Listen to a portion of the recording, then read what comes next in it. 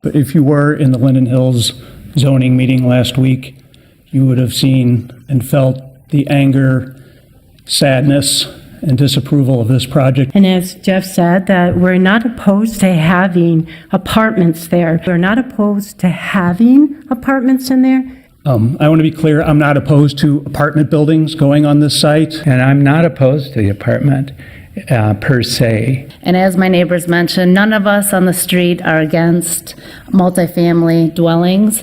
We have a wonderful national night out in August, and we gather with all of the residents that are already in the multifamily units. This building is 2 lots and squeezing in 42 units. The apartment's going to be right across the street from me.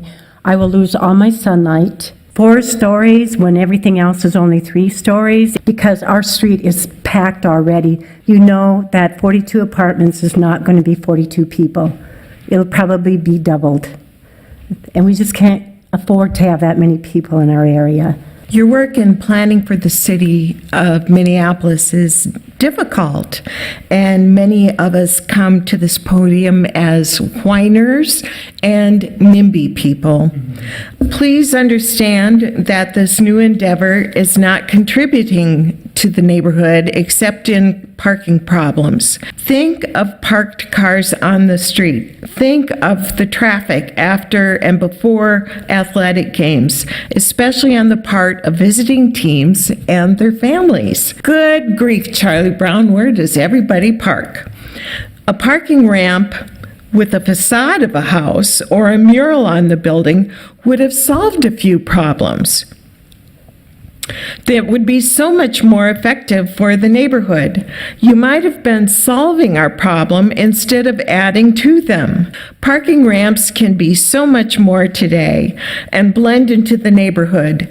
I live right across from the Allegro Apartments, and that apartment adds a lot to our neighborhood. It's wonderful. It's a good size. It's appropriate. This apartment building proposal is too big, too many residents.